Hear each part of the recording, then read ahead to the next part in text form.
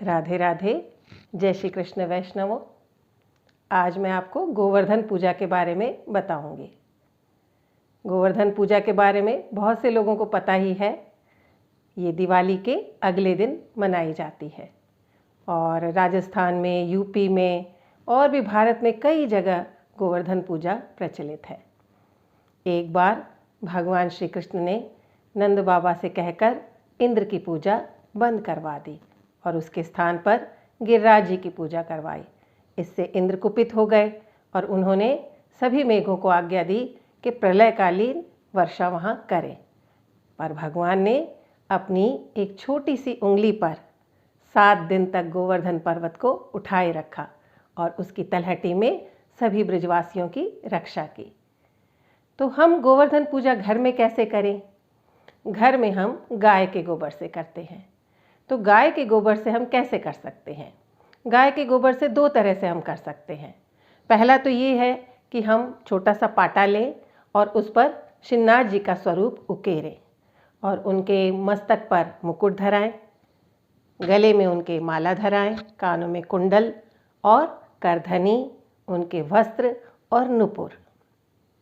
दूसरा तरीका है कि आप एक पेपर प्लेट ले लीजिए और उसमें गोबर रख दीजिए।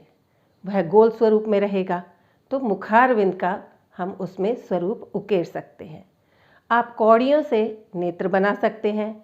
छोटी काली बिंदी उसमें लगाइए जो कि नेत्र के गोलक होंगे, या फिर आप काजल से भी कर सकते हैं। नहीं है कौड़ियाँ तो आप मोती से भी भगवान के नेत्र बना सकते हैं। कईयों के घर में नेत्र बने बनाए भी होते हैं, वे भी आप प्रयोग कर सकते हैं।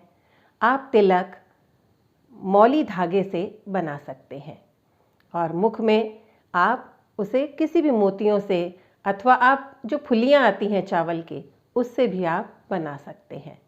सुंदर स्वरूप होना चाहिए और उस पर आप मुकुट भी लगाइए।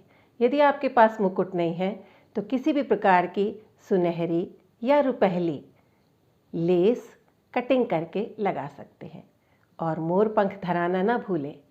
इस प्रकार से आप या तो मुखारबिंद या फिर श्रीनाथ जी का स्वरूप उकेर कर गिरिराज जी की पूजा करें। यदि आपने बना लिया है तो उसके आगे पहले आप एक पाटा रखें।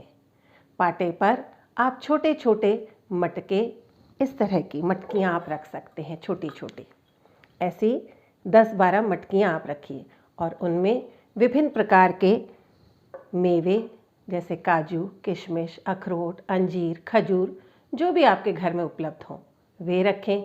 5-6 मटकियों में 5-6 प्रकार के मेवे रखें और 5-6 प्रकार के फल भी रखें। फल में केला, सेब, सीताफल, जो भी आपके पास उपलब्ध हों। और एक में मिश्री रखें ठाकुर जी के, एक में आप मक्खन रखें और ठाकुर जी के औटा हुआ मीठा दूध भी रखें और दही भी रखें। इस प्रकार से कम 10-12 छोटी छोटी मटकियाँ, अगर आपके पास मटकियाँ नहीं हैं तो छोटी छोटी कटोरियों में रखें, लेकिन एक जैसी होनी चाहिए। देखिए, मान लीजिए आपके घर में कोई कह रहा है कि आज बहुत बड़ा कोई आदमी आने वाला है, कोई मंत्री ही आने वाला है या कोई अभिनेता ही आने वाला है, तो हम कैसी तैयारी करते हैं? हम कितना सुंदर डिनर सेट निकाल के अपना करते हैं। और जब ठाकुर जी हमारे घर में आ रहे हैं, जब हम उनकी पूजा कर रहे हैं, तो हम सर्वोत्तम सामग्री उपस्थित करेंगे।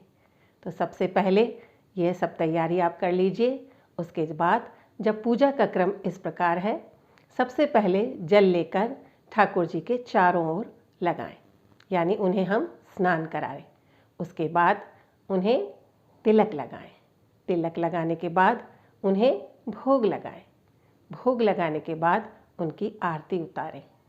आरती उतारने के बाद आप चाहें तो फुलझड़ियाँ भी लगा सकते हैं और वो तो आपकी क्रिएटिविटी पर है कि आप उनके चारों ओर रंगोली कर रहे हैं या आम की वंदनवार बना रहे हैं और या फूलों से श्रृंगार कर रहे हैं। वो आपकी क्रिएटिविटी पर निर्भर करता है। और उसके साथ ही इंद्र वाली पूजा भी सबको, इंद्र वाली कथा सबको कहकर सुनाएं और ठाकुर जी की पूजा करें। उसके बाद प्रसाद वितरण करें। इस प्रकार से विधि विधान से ठाकुर जी की सेवा करने पर राधा रानी प्रसन्न हो जाती हैं और जिस पर राधा रानी प्रसन्न हो जाती हैं उसके तो क्या कहने, उसके जीवन में हमेशा खुशियाँ ही बनी रहती हैं। तो मुझे उम्मीद है कि इस बार आप गोवर्धन पूजा इसी तरह से करेंगे। ठीक है। गिरास धरण की जय।